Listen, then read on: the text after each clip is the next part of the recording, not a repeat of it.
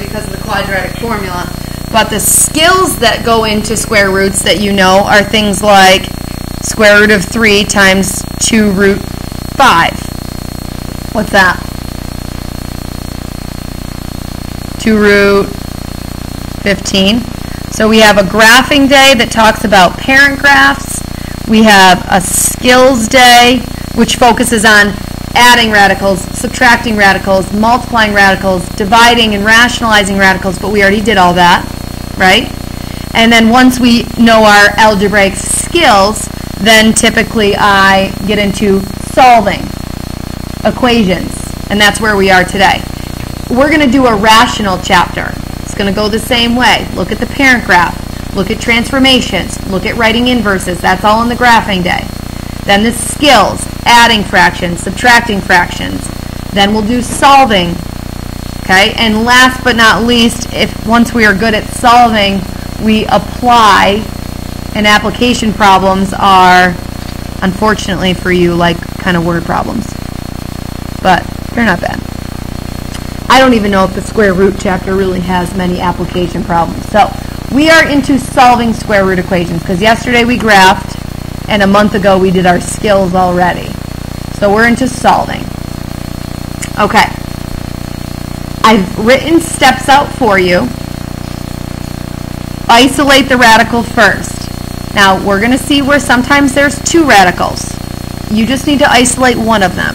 Isolate the radical means get it all by itself. Square both sides, that'll get rid of the radical, and then solve for x. Or repeat the first steps if there's still a radical, we'll talk about that. And here's the thing, when you're solving linears and quadratics, you don't have to worry about this. But didn't we already talk about extraneous this year? Have you ever heard of that word? Okay, so maybe this is the first time it's coming up. With every other type of equation that we're going to learn how to solve this year, there's this possibility of an extraneous solution, which will mean you've done everything right, but when you check your answer, it doesn't work. And it's because there's like an inner kink on that problem, but you don't know unless you check your answers. So you've always been encouraged to check your answers, but usually you're checking your answers for a mistake. Now you're not really checking your answers for a mistake. You're checking your answers because sometimes one or two of your solutions will not work. And that's because there's a kink within the problem that you wouldn't be able to foresee. All right, so let's jump into A. How do we get this radical all by itself? What do we have to get rid of first? Right, we're going to add 4 to both sides. So we have 3 root x equals 24. And then divide by 3. So you're solving for the radical. That's step 1. Are we good? Do we know what isolate means now? Square both sides. So the squaring cancels the square root. So that's just x on the left. And what is 8 squared? 64. So there's our answer. We want to briefly check it. So if I go to plug it back into the original, what's the square root of 64? 8. What's 8 times 3? What's 24 minus 4? Perfect. It checks. Okay? On B, what do we have to do to isolate this radical? Trick question, John.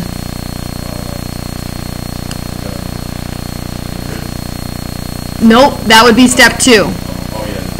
So it's a trick question because it's already isolated, right? The square root is already all by itself. So now we are squaring it. What's tricky about this one?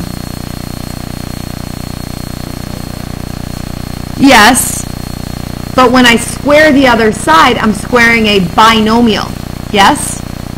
Be careful of that.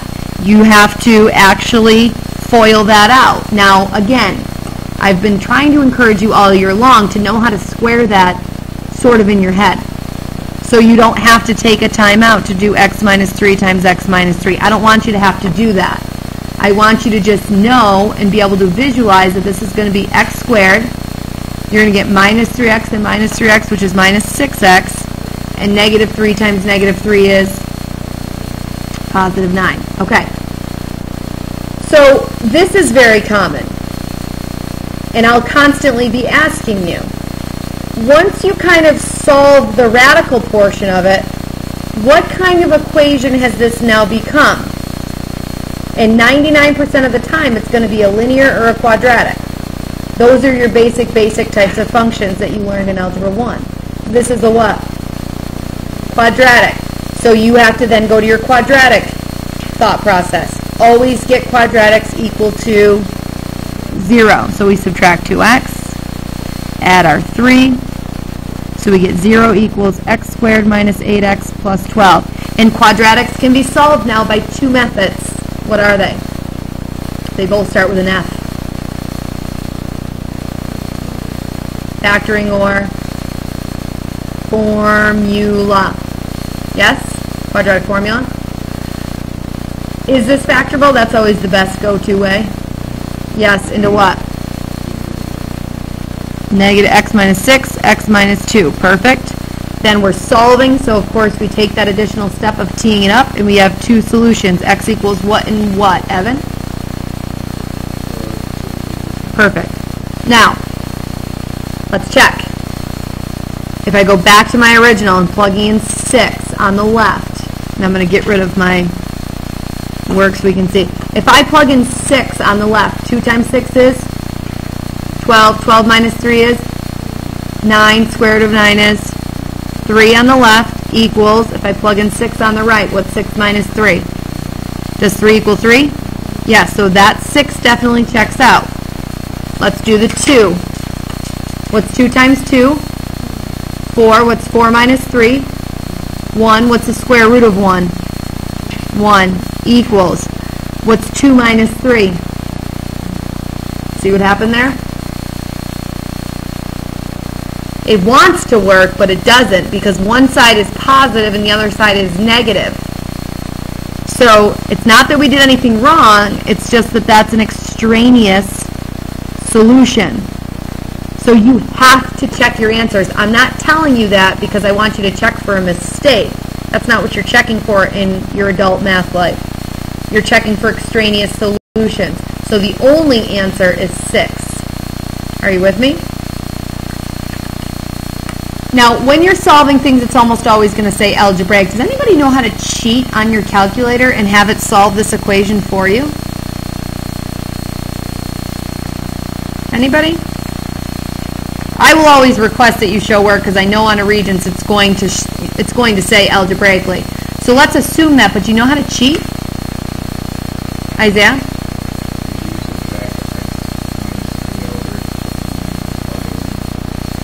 You could, and then what would you be looking for? Where would your solutions be? Because you essentially, by subtracting this over, you're going to make it equal 0, right? So your solutions will be where it crosses the x-axis. They'll be where your zeros are. That's one way. Even easier.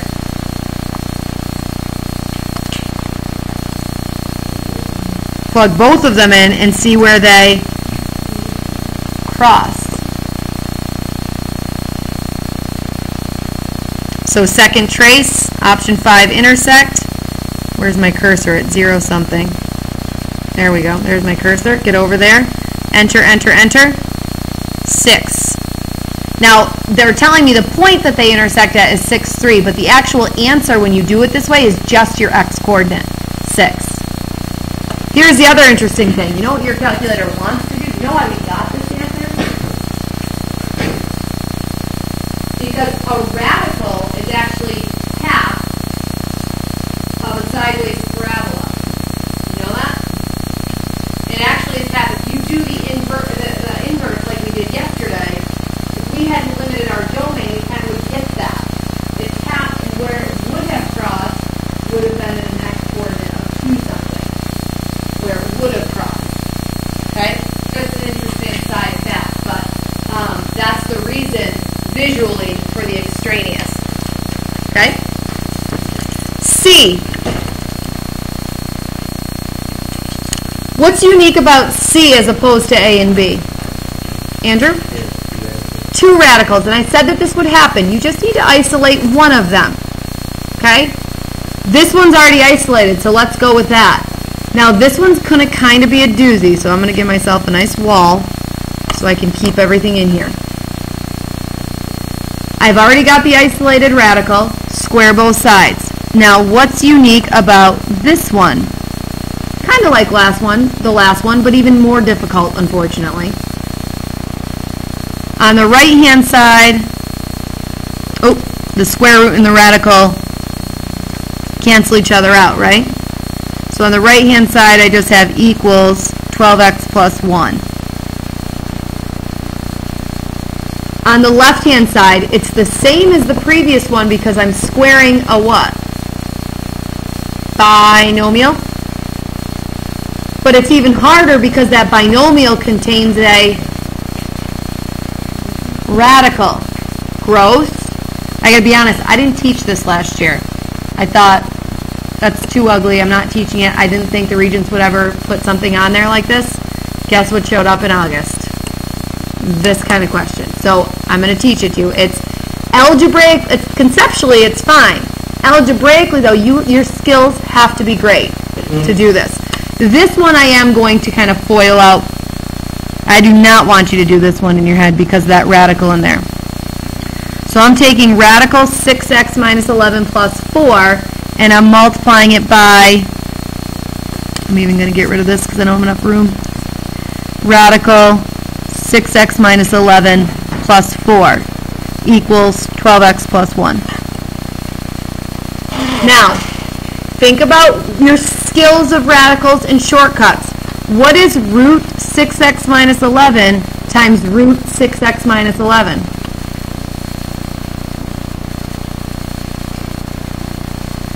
What's root 5 times root 5?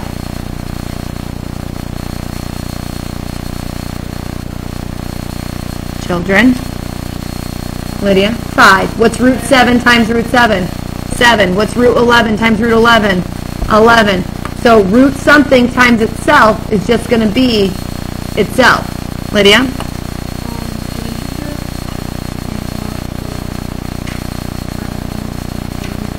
No. Because we don't square binomials by taking the square of the first term and the square of the second term. You can't square binomials that way because you lose your outer and your inner. Because what's about to happen is when I do this root times 4, I get 4 root 6x minus 11. And then on my inner, when I do 4 times the root, I'm going to get plus 4 more root 6x minus 11s. And then the positive 4 times positive 4 will give me plus 16.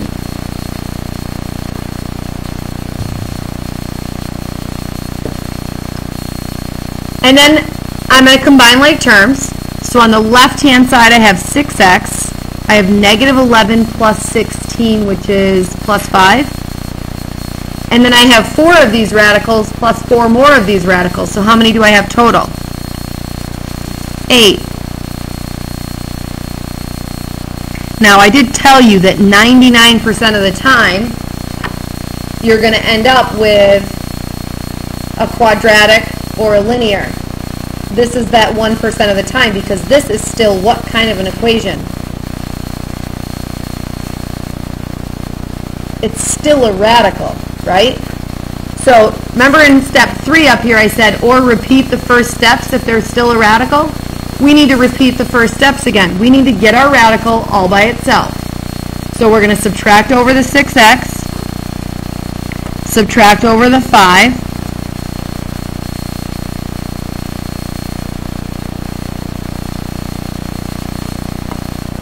now here's another piece that I want to tell you as an option. Is my radical isolated? Yes or no? No, because I still have an 8 on there. So I can divide over the 8. Why am I hesitant to do that? Creates fractions, gross. You don't have to divide that over if it's going to create a fraction. You can square both sides right from here. So on the left-hand side, because this is technically a monomial, 8 squared is what? And then the radical squared just cancels the radical, but keep that 6x minus 11 in parentheses. You with me? equals, and on the right-hand side, I have to square that out. Who can impress me and do that in their head?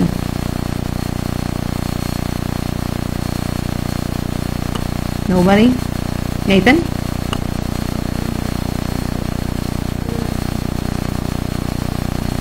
Perfect. 36x squared comes from the first term. 16 comes from the second term. If you multiply those together, it'll give you negative 24x. So your outer is going to be negative 24x, your inner is going to be negative 24x, and you get negative 48x. Now this has become a quadratic. Are you following? Okay, so now we're not going to finish it, but you would distribute, get it all equal to 0, solve your quadratic. Okie doke? Check your solutions for extraneous.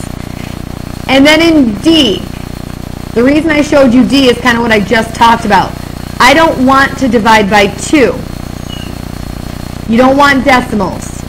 Just square both sides as is. I'm going to work up here because I don't have room. 2 squared is 4. The radical x plus 3 squared just cancels the radical. Equals 25. Now, is that a linear or a quadratic? So that'll be easy to solve, yes? Questions? I try to give you one of every type. Now, truth be told, oh dear word, oh that was June. I don't want June's, I wanted August. August 2017. When this question came up, it was this one. It was a multiple choice. Okay? This is where it would, when you isolate a radical and square both sides, it's going to turn into this crazy ugly one. If it's a multiple choice, what is a much more efficient way than doing that out by hand? Guess and check. Plug in negative 6, see if it works. Plug in 2, see if it works. Plug in 18, see if it works. This one is telling me that there's 2 solutions, a 2 and a 22. So plug both of them in and see if they both work. So be careful of going, oh, 2 works, let me pick it. Because what if 2 and 22 works? You know what I'm saying? So, truth be told, I'm not overly concerned with that one because I would, I'd be surprised if they put it because there's so much work, that would be a nightmare to grade. So, to make it an open response, I'm a little bit, still, but they surprised me by even putting that on there. So I was just wanting to show you how ugly that can get. Mason, you may. So here we have a system. Like I said, inverses come up all year, transformations come up all year, systems come up all year. Unless it's a system in 3 variables, we are always going to do systems with substitution. Okay? So I'm going to skip A. I'm actually going to do that second. If we had to solve it algebraically, substitution requires that you solve for a variable, and we have y is solved for already in both cases. I'll take the linear. Here's a heads up.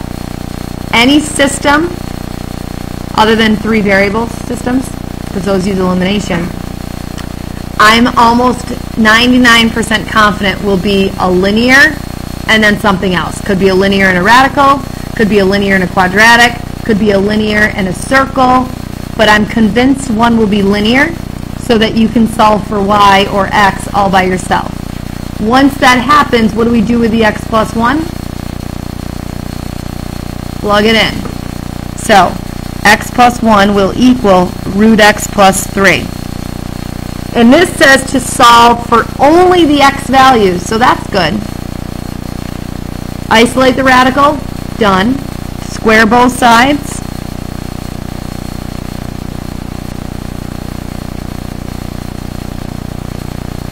Done.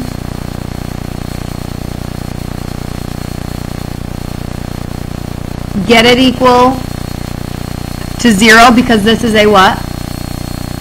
Quadratic, so subtract your x over and subtract your 3 over.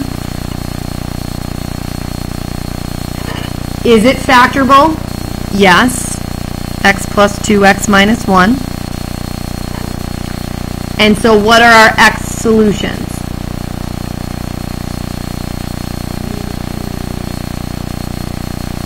but we should check those, right? If we plug in -2, what's -2 plus 1 on the left? -1 equals, what's -2 plus 3? 1, and the square root of 1 is 1. Did that check out? No. So we got 2x values, but one of them didn't check out. The other one will check out. It'll give you 2 equals 2. So why does your answer from part A contradict? And this is just kind of getting at the extraneous idea. Because if we do this graphically, and we graph the two the two equations, x plus 3, just watch, and x plus 1, my graph is only going to show one solution. I got 2, and that's what they're talking about, the contradiction, but that was extraneous. And again, it's extraneous because this, if it were a sideways parabola, would have wrapped around and would have intersected again at -2, but it didn't. Yes? Because we don't deal with sideways parabolas because they're not functions. Lydia.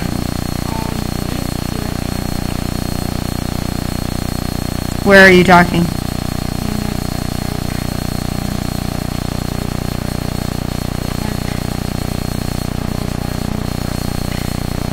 No. Yeah, it does. 2x minus x is just x. 2x minus x is just 1x. Did I say something different? Okay, yeah. And then we solve the quadratic. Okay? Flip it over. Nathan.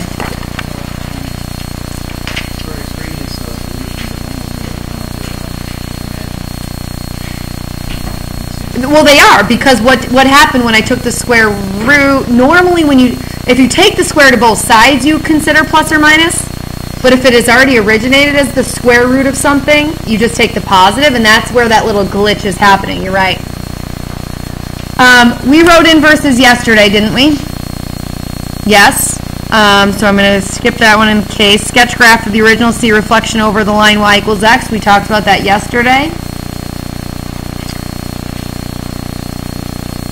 Try number 2 on your own. It's a fairly straightforward one, but I want to make sure we can do the basic ones.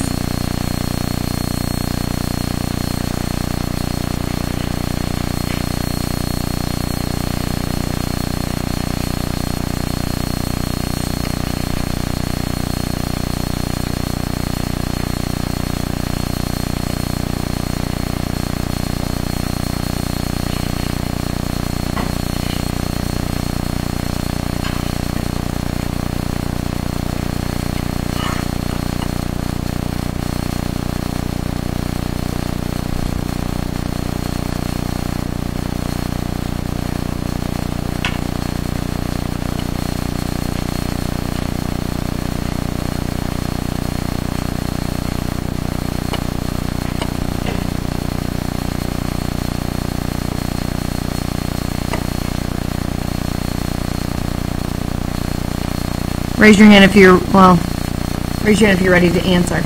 Okay, on the count of 3, hold up your number. 1, 2, 3. Everyone got 3. Good. I'm going to assume that that's right. We divided by 3 on both sides. Squared both sides. Multiplied both sides by 2. Answer 3. Nice job. Okay? Now, this is that question that I just pulled up off the Regents. Don't write this down. Let's just listen. I kind of already started solving it. I want to know from Connor, there's the original, what am I doing by doing this? What was my goal there? Why did I add over the root 2x plus 5?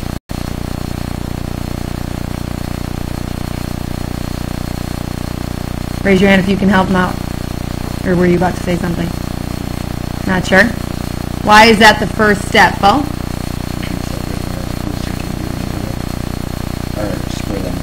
Yeah, but I'm just looking for that. So I'm getting a radical all by itself, right? I'm getting a radical all by itself.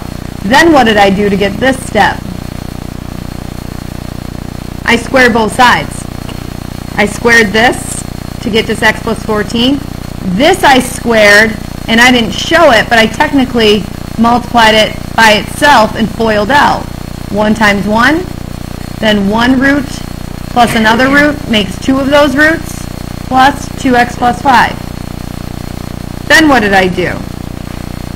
Raise your hand if you can tell me how I got from here to here. Maggie? Right, I wanted to isolate, re-isolate. I had still a radical, so I subtract my 1 over, subtract my 2x over, and subtract my 5 over. Would you divide by 2 here? No, neither would I. Squaring it immediately. Squaring the binomial gives me that. Squaring this gives me 4 times that. Now it's a what? Quadratic, yes, parabola. Get there, now get it all equal to 0. So I'm going to subtract my 8x over, subtract my 20 over, and solve. Is this factorable? X minus 22 and x minus 2. So I get x equals 22 and 2. Now do you see why that was an option on the regions? Do they both work though? That's the question. 2 obviously probably works because remember there was that 2 all by itself as an option. But does 22 work? What's 22 plus 14? 36. Square root of 36 is 6. 2 times 22 is 44 plus 5 is 49. Square root of that is 7. Is 6 minus 7 1? No, it's -1. Homework is coming around and then you can on your way.